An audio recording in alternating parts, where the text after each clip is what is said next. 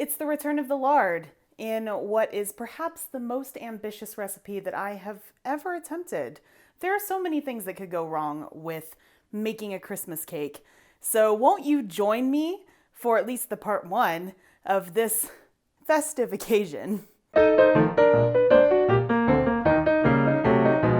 So the thing that intimidates me the most about this recipe is the fact that we have to actually cover this on the outside with parchment paper so that the outside doesn't burn as it bakes for the ridiculously long amount of time that it needs to. So I got a whole roll, and I'm assuming that I'm not going to need all of this, but essentially I'm going to have to cover the entire cake and of course put a piece inside the springform pan too so that it comes off of the bottom once the cake is cooled. And I just feel really weird about doing this. This is not something that I've ever tried to do before, but I understand the concept of it. So the other thing that I want to note before I get started is that this recipe calls for a pound of butter. I only have a half a pound left. There are only 2 sticks in here, you see. So I am going to use some of the leftover lard from my pork pie recipe, if you remember, because I still have some of this left too. So between the 2 of them, there should be more than enough oil inside the cake. It just occurred to me that the recipe calls for 3 to 4 sheets of lining with brown paper the outside of that pan, and all I have is Reynolds wrap, which of course is white parchment paper. So I am looking it up. What is the difference between brown and white parchment paper? And I actually don't know the answer to that. I've never really needed to encounter it before. So let's see. Obviously, bleached parchment paper is white, which is what this is. So thankfully, it looks like it is interchangeable, which is really the best thing that I could possibly hope for in this case. It also occurs to me that of all of the things that I bought for this recipe, I completely forgot to get baking twine. So what I'm gonna do is I will use aluminum foil instead, and that will also count as one of my 4 layers. So to start, let's take a look at all of the things that you need. You need candied peel, both lemon and orange. The recipe calls for 12 ounces of cherries, and all I have is 6. So I am going to add figs. You'll have to just mind my process here because I got the book after I ordered all of the recipe bits, so I'm going to have to do a lot of, well, substitutions.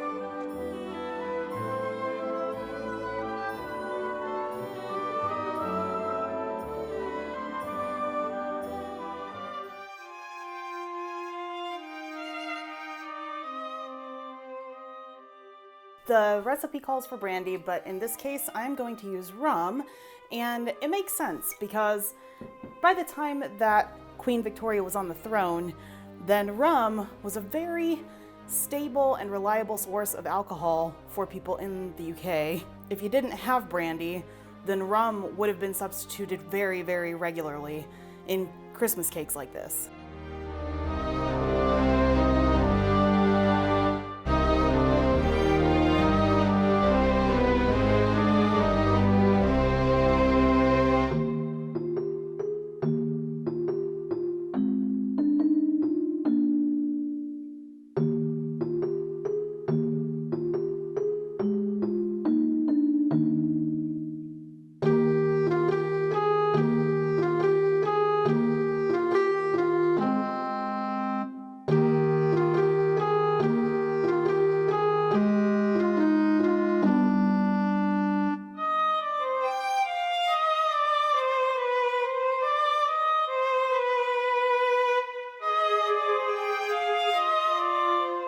So my oven runs a little bit hot, which means that I am only going to bake this cake for 5 hours instead of 6.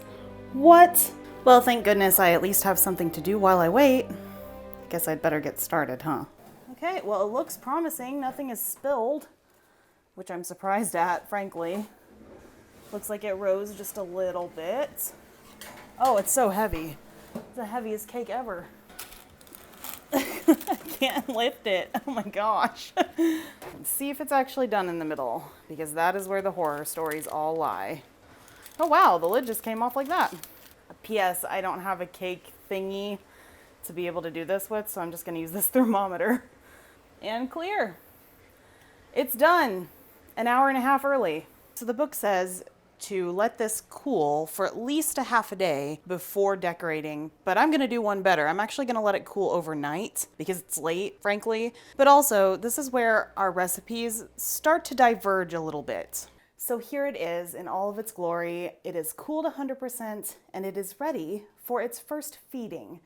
Yes, this is a cake that gets fed, and it's because for most of human history, we didn't have refrigeration, of course, and Christmas cakes, or fruit cakes, as we know in America, are something that can travel very easily because they have so many preservatives in them that they could probably outlast a nuclear explosion. If you've ever heard that fruit cakes are dry and horrible things to eat, because in the United States they have kind of a reputation for that, it's because in the United States we got out of the habit of poking holes and feeding our cake. So what I'm doing is I am poking a few holes in various locations around the cake, about halfway, a little bit more than that down. And then what I'm going to do is I'm going to spoon over a little bit of rum.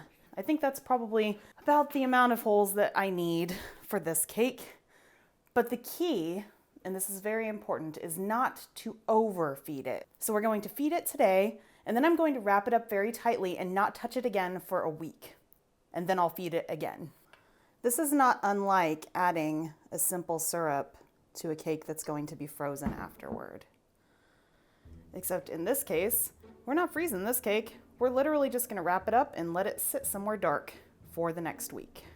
Now, if you are not someone who is inclined to use alcohol in your recipes, then you can use fruit juice or tea, both in the recipe itself and in the feeding. You want to use a little less fruit juice or tea when you're feeding it because you might actually do too much with the fruit juice or the tea because it doesn't have the same effect on the cake.